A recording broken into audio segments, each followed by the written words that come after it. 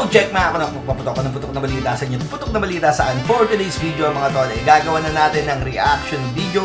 Itong Deserve na kinanta ni Skastakli and Flo G, and that was uploaded March 7, 2024, and 4,700,000 ang views nito. So, congratulations. Prod by Philip D. Big shoutout nito. Okay? So, hindi ko na para patagalin pa. Subukan natin pakinggan at himayin yung mga bagay-bagay na kaya natin himayin. Pero bago yun, panoorin muna to. Gusto mo bang kumita habang pinapanood ang paborito mong sports? Well, gusto kong ipakilala sa inyo ang 1xBet. At ang malupit pa dito ay sa unang deposito mo mga tol, pwede kang makakuha ng up to 7,000 bonus. Kung paano makuha yun, i-click mo lang yung link na nasa comment section at mag-register ka na dyan at i-type mo lang ang promo code na paputok. At syempre, pwede kang tumaya sa NBA, PBA, UFC, boxing, at marami pang iba na pwede pagpilian sa 1xBet. At syempre, kung malupit ka mag-predict kung sinong mananalo sa mga naglalaban, ay automatic pera agad yun. At kung feeling mo naman ay paldong-paldo ka na, ano pang hinihintay mo? I-cash out mo na yan dahil napakadali mag-cash out dito. Meron nga pala ditong GCash, Paymaya, at syempre, bank. Kaya ano pang hinihintay mo? Download nyo na ang 1xBet. Wait, there's more. Keep it fun. Gamble responsibly. Bawal nga pala to sa minor, ha? Okay, let's go. Simulan na natin. Title nito, Deserve.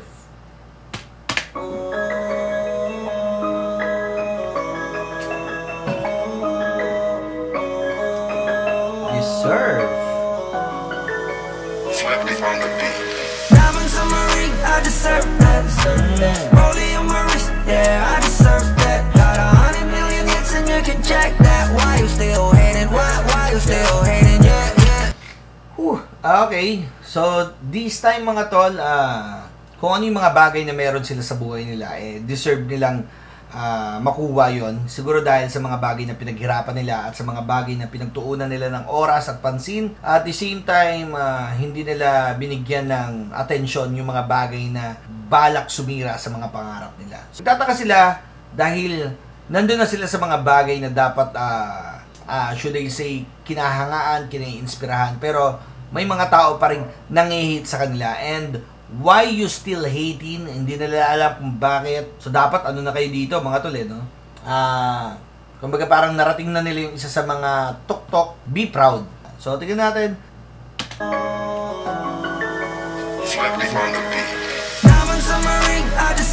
Diamonds on my ring, I deserve that. Diba? Rolling on my wrist. Should I say Rolex, something like that, di ba?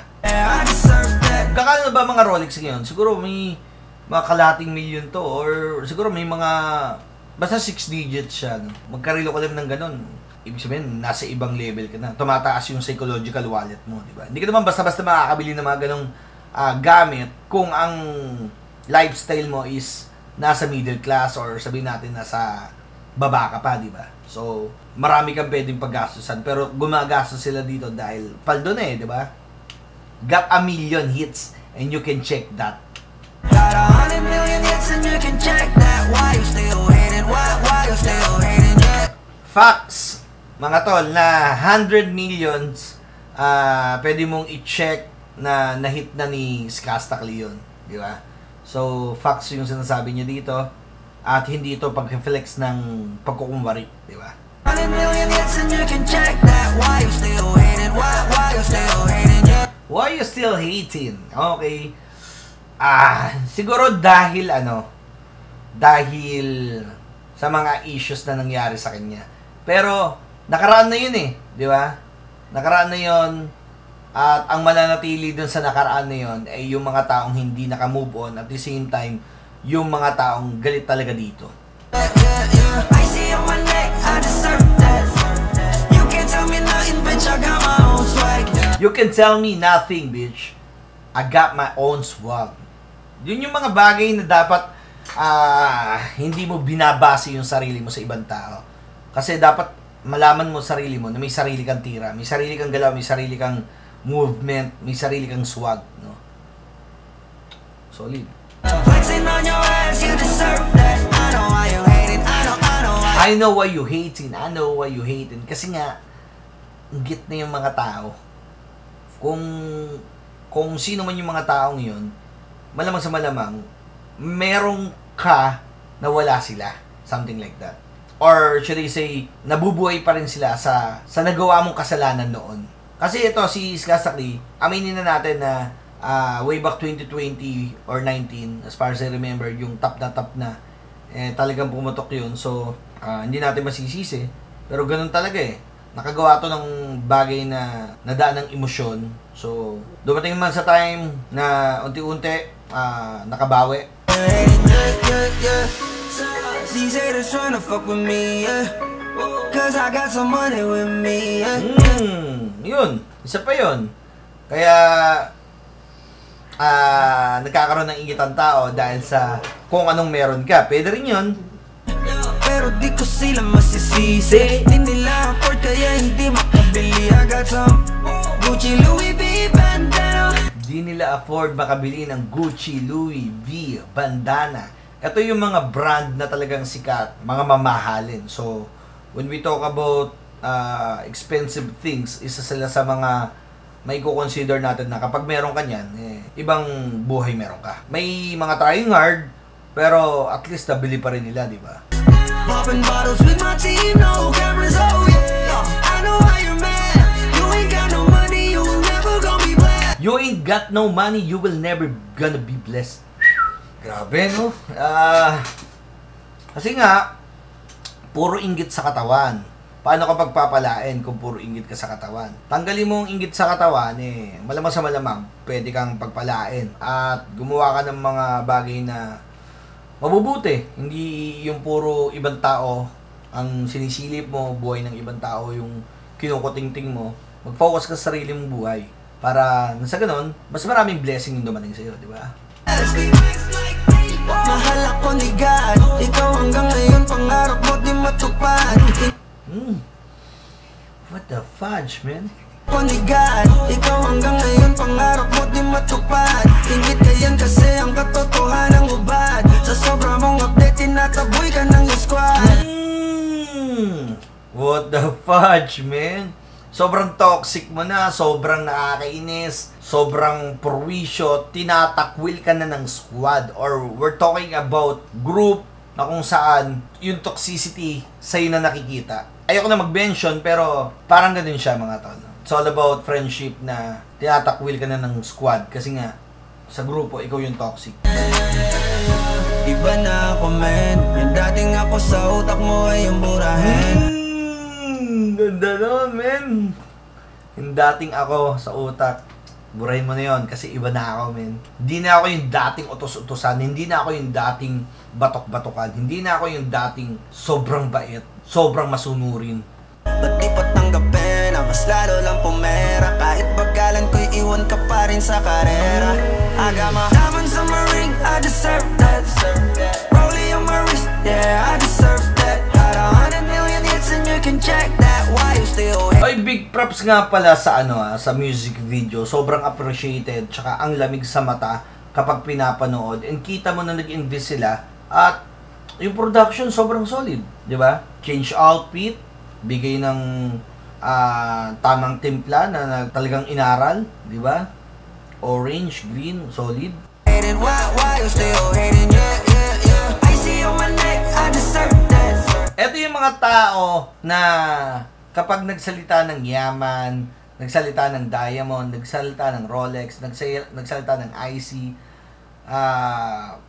tugma no? Parang wala na parang kumontra kasi nga may napatunayan tong dalawa. You can't tell me nothing, bitch, I got my own swag.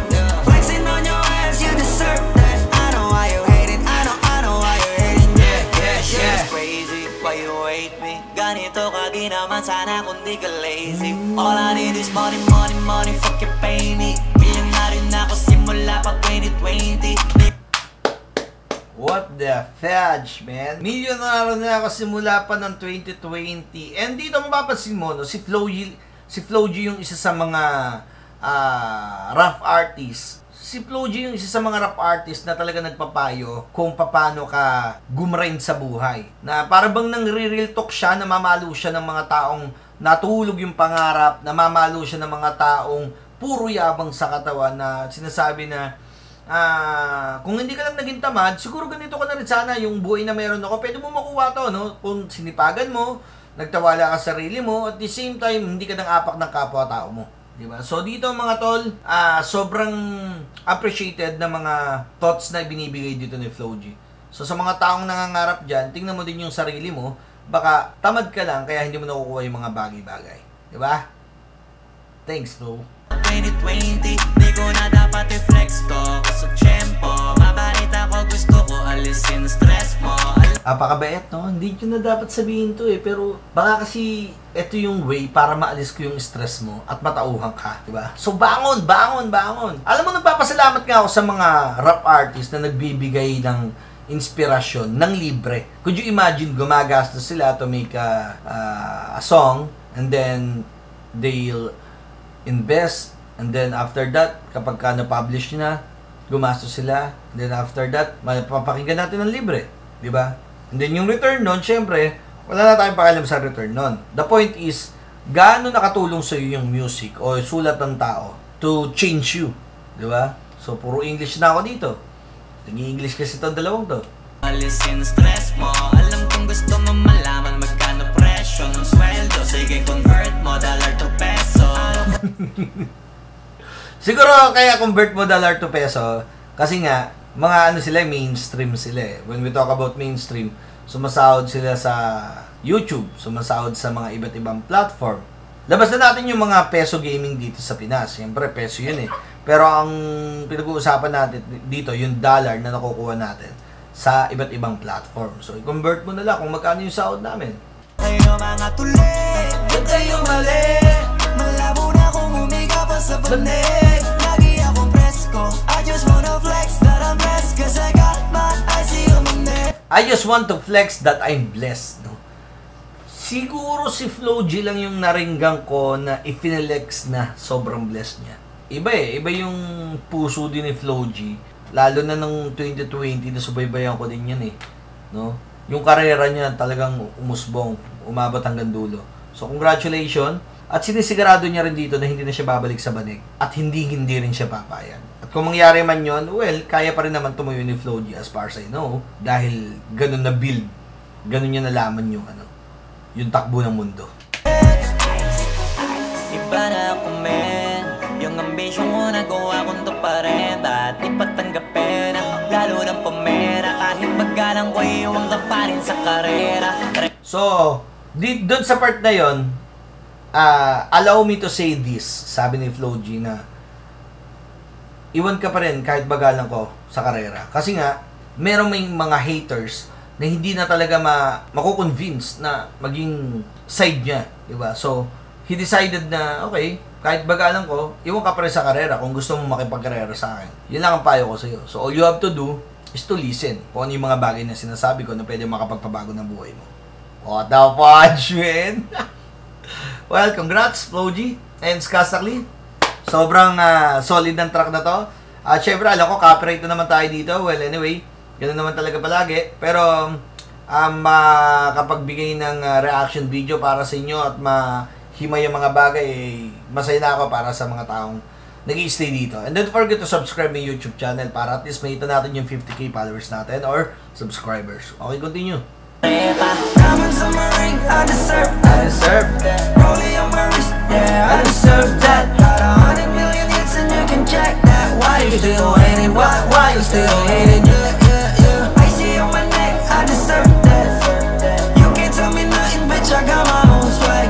Flexing on your ass, you deserve that. I know why you hating, I know why you hating.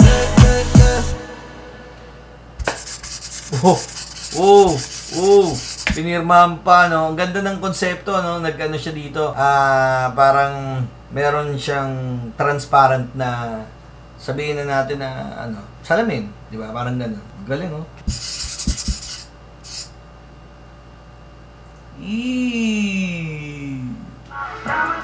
Directed by Roldan Ocampo. Big shoutout sa'yo, sir. Sobrang appreciated yon. Deserve. Director Roldan. Corina, Yvette, Rimando, Eman Escolano, at saka sa lahat ng mga nandyan, solid. At saka kay J. Andre Aquino, Prod Design, solid.